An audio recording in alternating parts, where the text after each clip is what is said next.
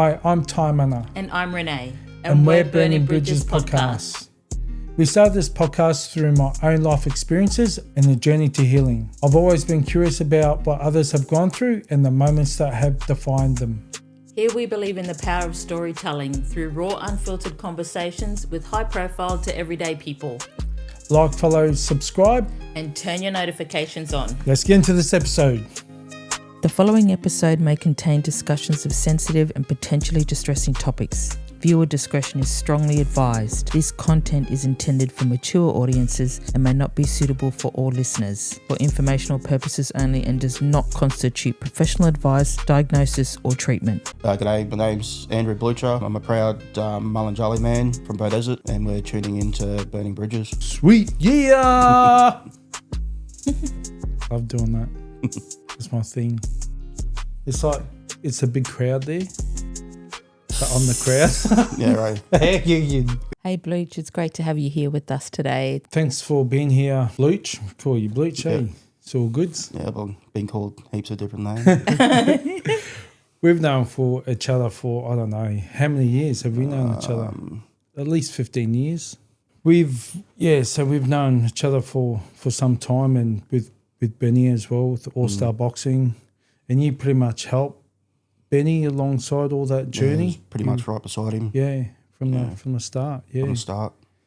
Yeah, we're actually having a bit to do with All-Star Boxing now. Yeah. Without even going down there. I know. I just bring you here. Yeah. But yeah, no, that's cool. Like, really like All-Star Boxing and everything they do down there, and Benny and the team and all the coaching staff, and went down there around the time I'd done Benny's and done some footage down there, and just the amount of people down there, the parents and all the kids, Yeah, it's a good vibe. Yeah, it's a good vibe. It's always been a family-orientated club, and it just keeps growing. Like, you get some move out, there's always new ones coming in. Yeah, and the good thing is too, even when I do go down there, and the guys that do know me from years ago, like even Tahoe's mates, always come up and say hi to me, and it's cool. Yeah, that's one thing that I always did when I was doing the peewees and whatever. Whenever there was new kids or anyone would come in, I'd always get whoever's been there, especially the other kids and all that. They used to get them to come in and say hello to the new kids, just to introduce themselves. So they're not so, like, once they get, shake hands and all that, they usually mingle straight in and get right into it. So yeah, it makes them feel welcome. Even as an adult, it's good to have that, So I could just imagine a young kid going to an environment like that where it can be quite intimidating, with kids don't have any idea what they're walking into, really. And you just don't know where these kids have come from either, like what background. They could be having trouble at home, they could be having trouble at school, or you just don't know. Yeah. When they come into the gym, you want them welcomed. So that's probably one big thing that's All Stars is pretty good. Yeah. With. It is. Every time you go there, you just feel welcome. And one of the other reasons you were down there too was because your daughter was fighting down there. Yeah, so I've had my oldest girl, Tamara. I had my second eldest, Tia. She's fought as well. And I had my third eldest, Tyreka. She fought. She's only fought a couple of fights, but I'd like for her to do it more because she has got the talent. Waiting for her to mature a bit more, or, just it's up to her. I've learnt in the past not to push my kids and be that parent, like, just do it. I've changed with her. I'm like, it's up to you if you want to do it. I'm not the one that's getting my head punched in. You are.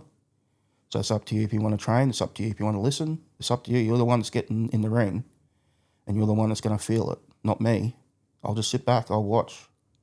I can only help you with advice, but everything else, that's on you, not me. Yeah, I think that's a good thing for good advice for other parents too, because we more so want to push our children to the sports that we prefer or we like, and it just doesn't form a healthy. Yeah, that's one thing that we've noticed with, like, me and Benny when we started doing it till what now, is that just drop your kids off and just go. Don't baby them, because that's who they look for, right? They look for their parents when they're in trouble, or when they're hurting, or when they can't do something, or they get frustrated or something. They look for their parents. Just drop them off and just go, and you'll be surprised how different they are without their parents around. for comfort. They'll actually think, oh, I can do this. But if your parents are there, they're like, my parents are seeing me, I'm getting hit, I'm going straight to them, right? So it's one thing that, especially when peewees, because we get kids from like 5 years old to 10 years old, of course they're going to look for their parents, right? It's one thing we always try to think, just drop them off, go, they're right. We got them for 45 minutes, hour, come and pick them up. They're not going anywhere else. Little kids always want to be big kids. I'm a big kid. Hey, Dad, I'm a big kid. Yeah. Their parents taking them into an environment like that, I could see these kids, they're going, I'm big now, because I'm boxing. Yeah. I think it's good for the confidence and things like that. Yeah, it's really good.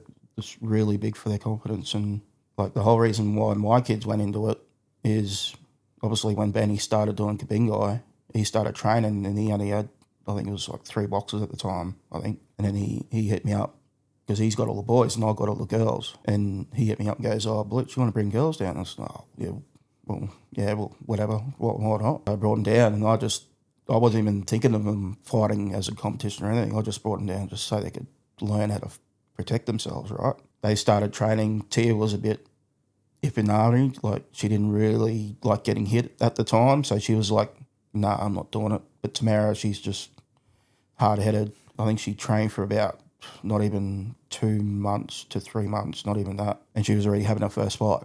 But he said, no, she's ready. Let's go. Let's do it. I'm like, you sure?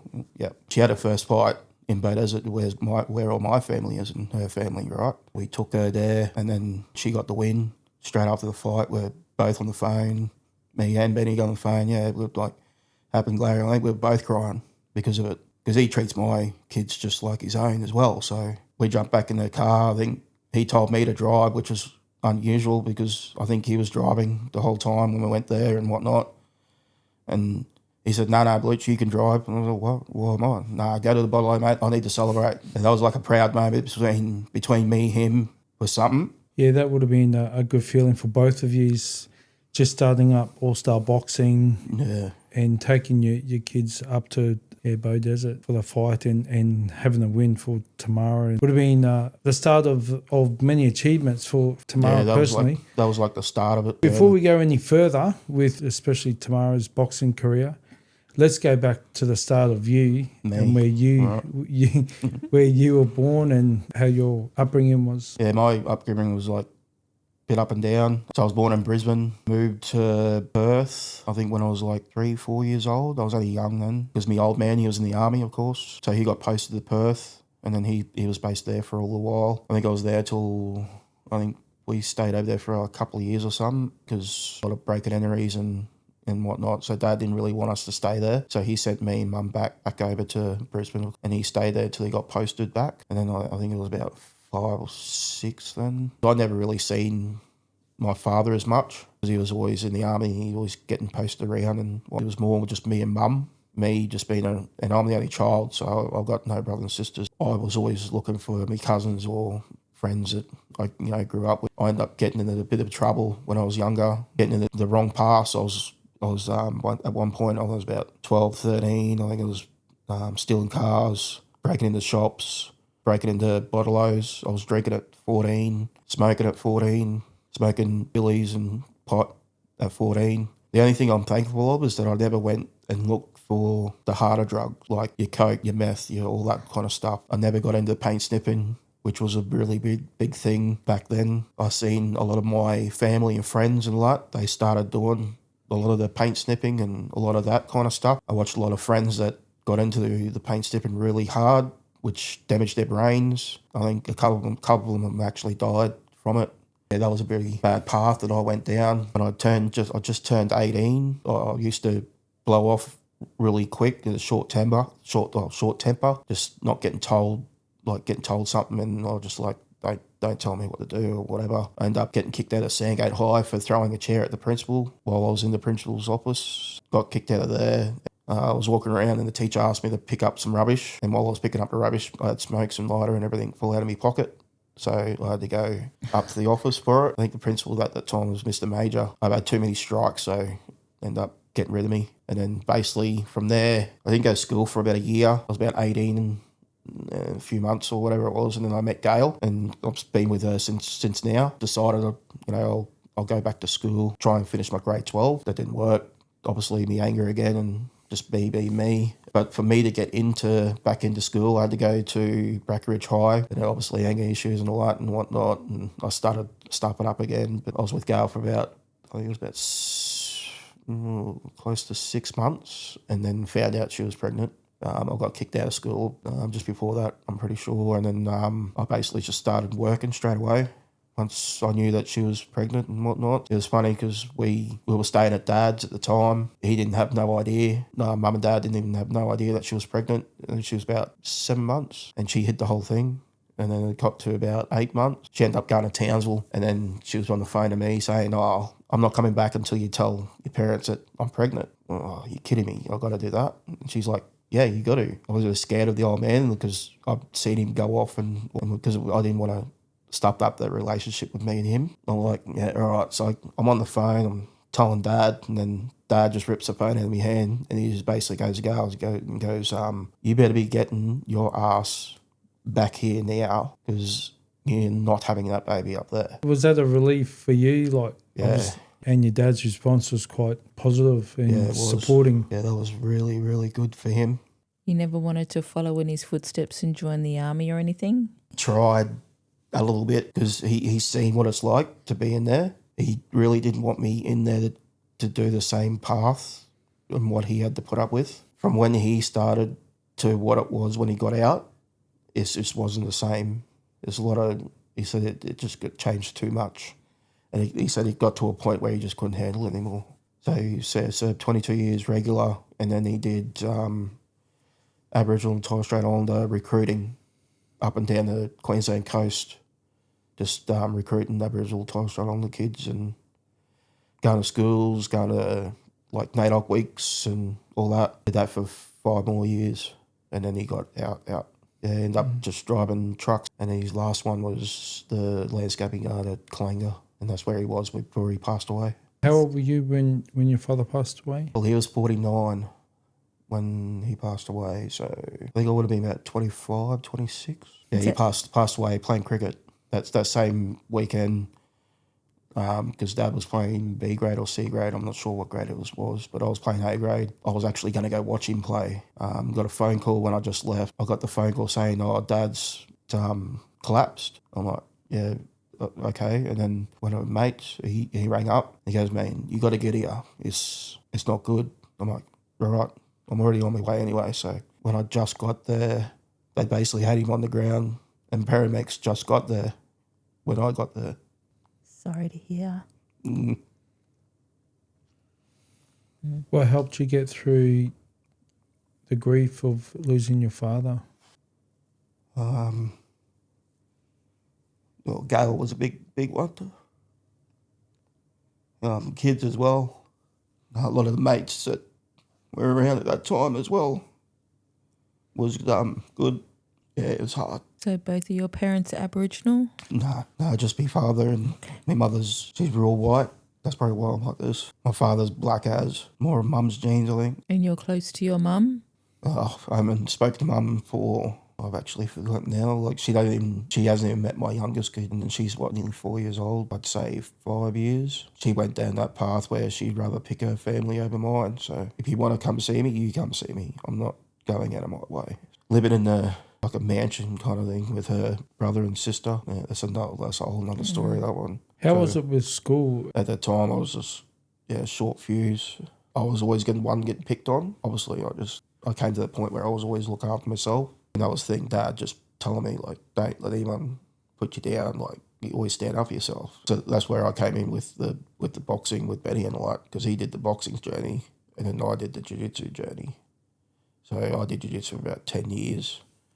And that's what Dad put me in to look after myself, because he wasn't really around. So you were a young father when you finished school? We were still at Dad's and Mum's at the time at Brackenridge. We ended up getting our own place up at Morayfield, little house. And then that's where I started working at Wamaram Strawberry Farm, picking strawberries, and at Kilcoy Meatworks as well. What was the hardest thing for you being a young father? When Dad passed away, Gail fell pregnant to our third. We ended up losing her. We went through the whole pregnancy with her. When you're like in your 20s and you're having young children, how hard was it for you raising a family? There's one thing that if you're young and you're really good at sport and that, is just don't drink, don't get into grog, or don't get into that stuff when you're young, before you're 18 and what, because that's what I did. All right, let's go to where we in the start, where we're talking about Tamara and the boxing and how well she was going, or where she was heading in the boxing. You know, you've been through a lot within the boxing. Yeah, a lot. I've seen a lot, and there's a lot of things I don't like about it. There's a lot of things I like about it, only because of Tamara's journey with it and what it is now. When Tamara and Tia, when they were boxing, if they were doing it now, they'd probably have a better opportunity in what lies for them now if they started now to what they were back then. Only because of the whole system with every tournament. Back then, when we first started with Kabingo and when All Stars started, we had to take the whole team to every tournament. We could have a team of 10 to 20. So we have to take the whole 20 boxers that we got in the club, weigh them in. So they've got to make weight to what weight division they got to be in, right? So they got to cut weight, go to these ones, and out of that whole 20, we could have 2 or 3 boxers that get a fight. And then you get 17 that are sitting back, not getting a fight. They got to sit there and watch. And then they sit there all day. That doesn't make sense. This is what it used to be like. So when we used to take them in, weigh them in the morning, and then obviously we've got all weight classes and all that. They put them on the whole big board, and then basically once it's all done, all the coaches would come along and then pick their fights out of those divisions, out of each one. So you just imagine the fights and the nibbling and between coaches, and because when we first started, Kabingo we were like the lowest of lower. Like we were like, everyone wanted us because we were like the easy pickings, right? They'd be like, yeah, we'll take that fight. We take that fight. But then we started getting, like, we started with 3-4 boxers, and then we end up more boxers in, and then more fighters, and then we had a Kabingo. I think we had a team of 20 to 25 boxers at one point. It came to the point where we were getting that good, they didn't want those fights, so we'd be missing out. So, because our boxers were getting that good and winning all the time, then we were going to tournaments with all these boxers, expecting to get a fight, and then like, no, we're not fighting you. Like, we'll take this one because it's easier. With Tamara, it was hard because every weekend I'd be going, we got fights this weekend. We got a tournament up here. We got, make sure you're on weight. So she cut weight. So every weekend she'd be cutting weight at the end of the week to just so she's right. So she wouldn't eat for a whole night, and it gets to you. Like, it gets to your mindset, like, I think she ended up with 67 fights in her career, right? I would have weighed her in 400 times. 400 times and only getting 63 fights out of those 400. Yeah. And not just that, I think the perspective of this too is you could be driving like a 2-hour drive, 3-hour drive to go somewhere. And not expect a fight. As a team, would these fighters go individually with the parents and things like that? Kabingo, because our team was starting to get a little bigger, so we ended up taking a bus and taking a team in the bus and do that. And then parents would, if they got a fight, then they'd come. If they didn't, then they wouldn't come. We'd try and pre-match if there was going to be a long-distance fight. I did it with Tamara once. I ended up pre-matching her, which we're not supposed to, but I was pre-matched her with a Bundaberg girl. So I'm like, all right, so got her ready, and I'm like, taking her up there, just knowing that she's going to get a fight. We get up there because it's one of those ones still, we didn't know who's turning up. All the other clubs turned up and they put this whole list. They end up picking another girl because it was an easier fight, an easier girl. So I just drove 3.5 hours with Tamara knowing that we're going to have this fight, and then we're not. Are you kidding me? So I lost my shit, of course. I nearly end up fighting with the Bundaberg coach over it.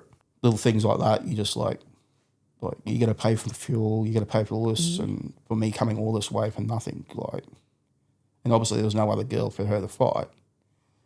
Because there was not many girls around for Tamara or Tia to fight back then, and making weight's not easy. It's a lot of work, and and then you train all week, and then you're not eating for 3 hours to get there. So these are obviously rules set by Boxing Association. The whole association thing now has changed. I think they've been doing it for the last I'm not sure, about 5 years. So everything's done on the internet now. So everything's done on Facebook, Messenger. Like, obviously, when it comes to that fight week, boxers will know if they're fighting that week. So they got a whole week to prep for a fight. We never did that. One of the bad things, that's one of the things that probably pushed my girls away from boxing. It probably pushed a lot of people away from boxing because of that. Because going to those tournaments every week, every second week, and not getting nothing. How did your daughters go in boxing? How far did they get? So Tamara, she got 2 Australian titles, 5 Golden Gloves, I think 5 or 6 state titles, Southeast Queensland titles, White Bay title, all of that. I think it was about 6 or 7 international fights with Taipei, New Zealand, and Tia, of course, she's got an Australian title as well, and state titles and all that as well. So I'm proud of them because of what they've done in their careers. I'm just grateful that they can look after themselves. They can stand up for themselves, and I don't have to worry about them. Like when they go out, I hear stories like I don't want to hear. Tamara was doing this, and I don't want to know about it. Are you going to do anything about it? No, I'm not doing nothing. You've done a few trips overseas with your boxing. Yeah, I think I've had 2 New Zealand trips. I'll correct myself here. Because when we had Benny on, and I was talking to him about New Zealand one, and he couldn't remember it, and he goes, "Oh man, I've damaged myself. Too many hits." But so he didn't go. It was you that led the team there. I took the team there. So it was you. Because when we left the fight, we were headed back. We got a phone call. Yeah, one of the ones passed away. Yeah. Died in the ring. Died in the ring just when we left, which I'm really grateful that we weren't there at the time. Yeah, because it would have been traumatic for the kids. I still had Vegas and Tamara and Tiki, like they were still young. That would be a traumatic thing at any age. Yeah, that was pretty hectic. And earlier you said that you don't force your kids anymore to do sports. Yeah, with Tamara and Tia, I did. Like, I was really like, hurry up, get in the car, let's go, we've got to do this, got to do that. And even at training, I was like just drumming it, being because I was coaching as well, knowing that my kid can do better. And then they're like slacking off. I see everyone else going hard, and I see them like, come on, you can go harder. It's one thing with like being a coach and a father at the same time is that you just can't coach your own son. I had the opposite effect on that with football coaching. I coached them from under 7s up to under 12, and I was like that, pushing, the potential, they can do better, so you push them harder, and they hate it. Yeah, you're being hard on them, and then when I stopped coaching, and then he had other coaches and that, I feel as though he lost his confidence. Because my father, he coached me in soccer. He didn't let off on me. He treated me like he was harder on me than what he was with everyone else. Well, even like that too, because I coached mine in rugby league, then I coached my daughters in basketball. And I'm the same with both. I was hard on them, coach my daughters playing basketball. Yeah. But now, them being adults now, like, my daughter would say, thank you, Dad. We hated it, but now we look back and we're like, you just wanted the best for us. You wanted to excel, not just in basketball, but that's in life in general. That's how you got to push yourself. You got to push yourself through those limits. I'm glad that they're the way they are now, like the way that they can look after themselves. And like boxing is a hard journey. Like, it's not easy. Like, you're either in it, you're not. You're either committed to it or you're not. But when I first started, I was just doing it with Benny. So I was just learning. Like, I learned everything from not just Benny. I learned from every other coach as well. But yeah, I've stepped away for a bit now. Like, basically comes down to Benny just taking the bite and the bullet and going, nah, I'm going to do this full time. Yeah. And leaving Kabingai and starting his own journey. That was under Sil, John. Yeah, under Sil. Because I look up to Sil, and even Benny looks up to Sil as like a father figure. I looked up to him too because he looked after me when I was a kid too. Because I was in the CDP program and all that with like troubled kids, and so I went to a couple of boxing tournaments with him sometimes because he always take like all us Indigenous kids with us and whatnot. Like, always had respect for Sil. It was kind of hard to leave Kabingai because of that. I had that respect for him. How was he with you when you left? He was very disappointed. He probably knows, he knows now that it was probably the best thing for Benny and what we did. So from when your daughter used to fight to now, is there anything that you think the Boxing Association could do better? Like what really gets on my nerves is the different associations. So you got like Queensland Association, you got Global, you got ABC, you got all this. Like it's just rubbish. I feel it should be every club in Queensland should be fighting against each other, not these different associations, right? So just last year, so obviously we're in Queensland Association with All Star Boxing, so I thought, I'll start Rika in ABC. Like she's not signed on with, but then obviously Queensland Association complained about that. Because we train out at All Star, but we're fighting in ABC because they just don't like each other. So it's not clubs here, there's clubs in a different association that we can't fight. Within Queensland? Yeah. There's always got to be a top dog, right? So there's a top dog in Queensland Boxing, in Queensland Association, there's a top dog in ABC, there's a top dog in Global. It's always got to be one top dog, and obviously they don't want to work with each other. They obviously don't want to make it into one. If it was all in one, if it was all, everyone, every club working together and whatnot, we'd probably have more in the Olympics, winning Olympics. Because Queensland's a big state. Like, we win most of the nationals because we've got a big state. We've got a lot of good boxers. A lot of these boxers in other associations, they're not going to get in the Olympics. They're not going to get in Commonwealth Games because they got to go through Queensland Association. Just different rules. Queensland Association's got rules. ABC don't like their rules. So what's the pros of ABC Association then? Like, they still got their Queensland and Australian titles and all that, but they're not gonna fight in the Olympics or Commonwealth Games, and it'll never change, I reckon, because they just can't work together.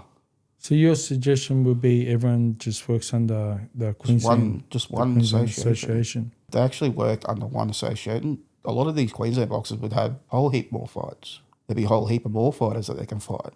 The fights are going to be better. The tournaments are going to be bigger. One thing that I really, really wanted to do, and I've always thought about it over the whole time, is put an Indigenous boxing team together. You know, have a tournament once a year. Boxers from all Queensland or wherever, all Australia, if I could, and having a Australian Indigenous team. What's stopping you from doing that? Just organising and having the right people, and you got to have money to do things. I mean, number one coach would probably be Chris Evers, because obviously he's a Palm Island, he's Indigenous, he knows everything about boxing. You go after those other big Indigenous boxers like Mundine, all them. I'd love to put an Indigenous tournament together and have it on NAIDOC Day. As in Indigenous fellas fighting Indigenous? Indigenous boxers fighting whoever. Or whoever. Australian Indigenous team fighting, say, New Zealand team come over. I think that's a great idea. And it'd be free. Get it all paid for, of course. You don't want anyone paying to watch the boxing. Like, NAIDOC Week's a free event. And you're showing off the boxing. You're showing it off to everyone. So obviously all the kids are going to see it, all these Indigenous kids, because you'd be surprised. It's exposing the talent of Indigenous fighters. Yeah. Well, if anyone wants to help reach out with that, reach out to them, reach out to us. Make people more proud, and, you know, these young kids look up to these up-and-coming sort of talent, whatever sport it might be. Like, you'd be surprised how much talent there is, and then, like, with Aboriginal and Torres Strait Islander kids and teenagers, natural fighters, like, they just know how to, like, they're just so, they've got their own style. A lot of them don't have that pathway. It's one thing I've always loved about the way Benny comes across with Indigenous people, because he thinks he's black. He thinks he's black. He knows he thinks he's black, right? Sometimes I think he's blacker than me. If there's any Indigenous kids that come into his gym or anywhere, don't even pay.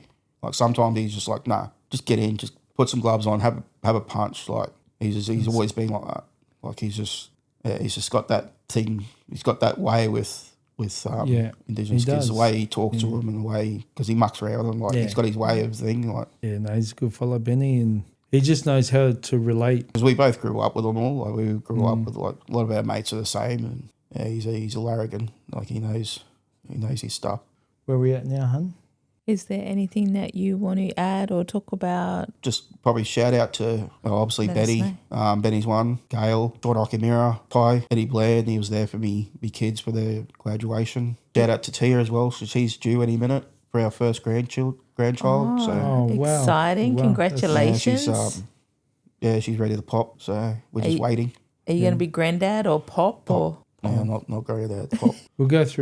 We'll start off with our closing questions. And what's one of the hardest experiences that you've gone through in life? Should have went through a different pathway with my cricket. What's that pathway? Probably the best pathway is, especially in that kind of sport, you just got to be committed and not go a stupid pathway like I did with the drinking, smoking, training hard, listening. If you got the talent, take it on board. Don't waste it. Other question we want to ask everyone: what does healing mean to you? Probably being honest. One thing I'm seeing a lot is a lot of dishonesty, like in my way now, in my family and everything, is too much argument, too many lies. Family used to be family. It's not family anymore. I think it's all changed since Facebook, Instagram, all that kind of stuff's come on board. People listening to other people and then not listening to the right people, not getting it from where it's supposed to come from. One thing that I miss is just family, not fighting. Just keep to ourselves and look after our own family. My final question is, what is the meaning of life to you? I want to live longer than my old man. I'm actually going for surgery soon for the gastro sleeve next month. So I'm in the process of getting that already. So I can get myself healthy. So I don't go down that same pathway as my old man. So I want to be around for me grandkids. For everyone, just don't keep it to yourself. Go talk to someone. Don't let it eat up inside you. If you got troubles, talk to someone. No, that's great. Yeah, you can't keep it. Big one. Can't keep it inside. You gotta. Yeah, a lot of people that got different ways of treating things that are not working. Could be anything. Could be money. Could be stress at work, stress at home. Just talk to someone. Someone's got the right advice somewhere. Yeah. Thanks for that. my final question is, if your younger self was listening to this, what advice would you tell him? Don't go the same pathway I did. I would have went a different pathway with my sport, but hoping I went through the same pathway but still have what I got now. A different sport journey, but have what I've got now, like with family. Thank you so much for this. And Thanks, bro. it's That been was great awesome. having you here with us today. But that's it for us. Thank you for this, and laters. See ya.